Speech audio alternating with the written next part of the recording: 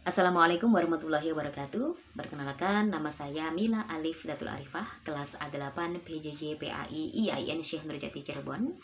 Kali ini saya akan mempresentasikan mata kuliah Metodologi Studi Islam yang berjudul Menganalisis Isu HAM dan Gender dalam Perspektif Agama Islam. Dosen pembimbing kami, Bapak Dosen Haji Afif Husen LCMA. Baiklah, langsung saja. Persoalan gender selalu hangat dibicarakan, khususnya menyangkut persoalan fungsi dan peran sosial antara wanita dan pria.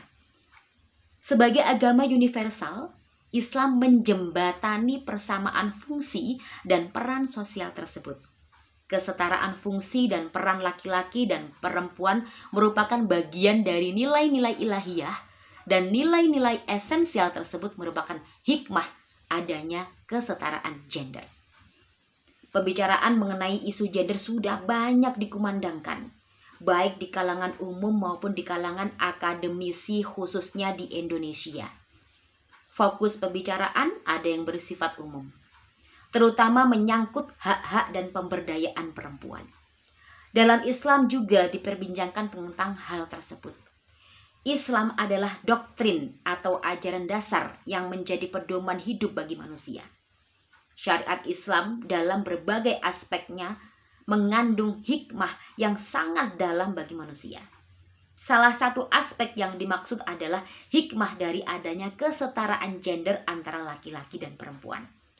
Banyaknya pandangan yang mendiskreditkan syariah sebagai sebuah konsep dasar kehidupan yang tidak mengakui adanya kesetaraan gender antara laki-laki dan perempuan dalam konteks peran dan status sosial.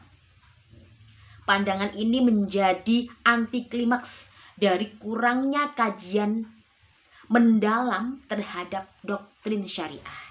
Padahal pola interaksi atau hubungan kerja antara laki-laki dan perempuan telah diatur dalam syariah sesuai kodratnya masing-masing. Peran gender adalah ide-ide kultural yang menentukan harapan-harapan pada laki-laki dan perempuan dalam berinteraksi antara satu dengan yang lainnya dalam masyarakat. Peran gender tidak berdiri sendiri, melainkan terkait dengan identitas dan berbagai karakteristik yang diasumsikan masyarakat kepada laki-laki dan perempuan. Isu tentang gender di Indonesia saat ini masih kurang begitu dianggap sebagai persoalan nasional. Namun, isu gender di dalam Islam sejatinya sudah ada sejak Islam sendiri itu ada. Penelitian ini melihat bagaimana permasalahan gender dalam perspektif Islam. Dan metode yang digunakan dalam penelitian ini adalah kualitatif, yang melihat persoalan di sekitar masyarakat sebagai data, lalu dikaji dengan teori-teori sosial yang mapan. Kemudian hasil dari penelitian ini menunjukkan bahwa Islam melihat seorang wanita itu dengan penuh kemandirian, dengan beberapa kasus wanita Islam yang hidup di zaman kenabian. Permasalahan gender merupakan pembahasan yang sering kali dikaji, namun tetap menimbulkan banyak kontradiksi. Mulai dari isu-isu kesetaraan gender yang menimbulkan pro kontra dari berbagai kalangan. Sehingga bukan hanya menjadi sebab adanya titik temu penyelesaian, namun justru menimbulkan gerakan-gerakan baru dengan berbagai permasalahan. Penyuara kesetaraan gender yang kemudian terlalu mendewakan kemampuan wanita, menjunjung tinggi privilege di luar batas seharusnya, mengatasnamakan emansipasi dan mengabaikan tugas-tugas utama sebagai calon ibu dan calon istri, sehingga semakin lupa dan mencongkakkan diri. Namun apalah arti berbagai teori dan kontradiksi jika semua tidak memberikan pandangan yang hakiki dalam gerak langkah manusia. Kesetaraan gender bukanlah pandangan untuk menyamaratakan hak dan kewajiban. Kesetaraan gender bukanlah pandangan untuk menyaingi pria di setiap sektor kehidupan. Kesetaraan gender juga bukan tentang wanita yang mampu menjadi pemimpin. Begitu pula, emansipasi bukan tentang wanita karir dengan jabatan tinggi. Emansipasi bukanlah ajang perlombaan dalam mengejar kursi dewan direksi.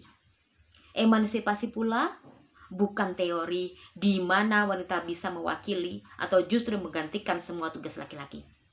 Namun ada beberapa hal yang memang tidak seharusnya keluar dari garis dan koridor yang telah ditetapkan. Keunggulan kaum pria memang sudah termaktub dalam kalam Allah Subhanahu wa taala yang berbunyi, A'udzu billahi minasyaitonir rajim. Bismillahirrahmanirrahim.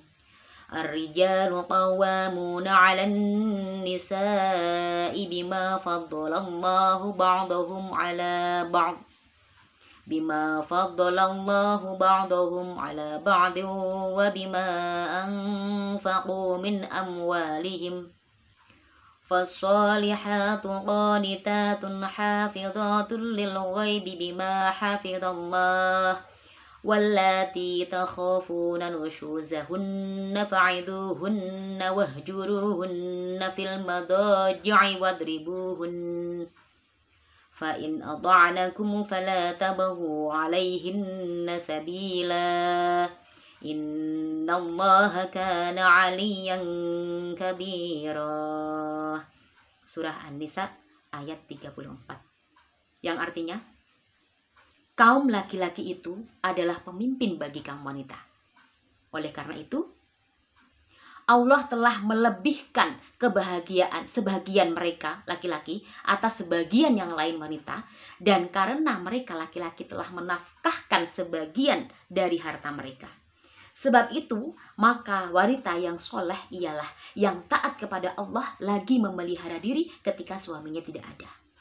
Oleh karena Allah telah memelihara mereka, wanita-wanita yang kamu khawatirkan khususnya, maka nasihatilah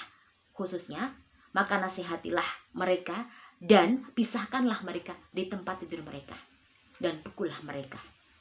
Kemudian, jika mereka mentaatimu, maka janganlah kamu mencari-cari jalan untuk menyusahkannya.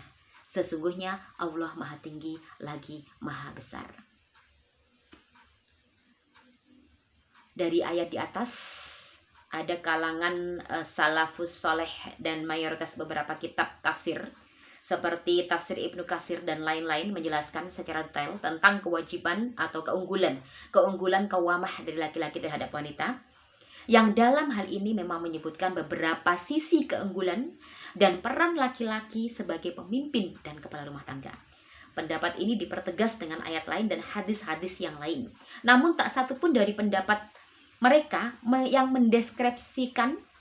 mendiskriminasikan wanita, bahkan hadis tentang keutamaan wanita dalam rumah tidak bisa dianggap bentuk diskriminasi agama terhadap wanita. Sebab Nabi Muhammad SAW juga memberikan kesempatan serta ruang yang cukup bagi para istri dan sahabat wanita untuk belajar ilmu pengetahuan termasuk langsung dari Rasulullah SAW. Oleh karenanya, sangat tidak dibenarkan terlalu menyudutkan serta meremehkan posisi wanita sebagai kelas kedua setelah pria. Tidak dibenarkan pula mengabaikan kemampuan serta cita-cita wanita untuk ikut berkarya. Namun sangatlah tidak bijaksana sekali menyamakan hak dan kewajiban secara permanen dan juga menyeluruh antara kaum pria dan kaum wanita. Sangatlah tidak bijaksana jika emansipasi yang ada justru menyebabkan wanita kehilangan jati dirinya. Tidak ada batasan dalam pendidikan wanita, namun ada batasan dalam perannya terkait kewajiban wanita. Wanita adalah tiang negara. Wanita adalah sebagai orang atau ibu rumah tangga. Wanita adalah penopang generasi bangsa. Sebab wanita adalah madrasah pertama untuk mencetak generasi emas berikutnya. Mungkin itu saja yang sudah saya sampaikan tentang mata kuliah metodologi studi Islam.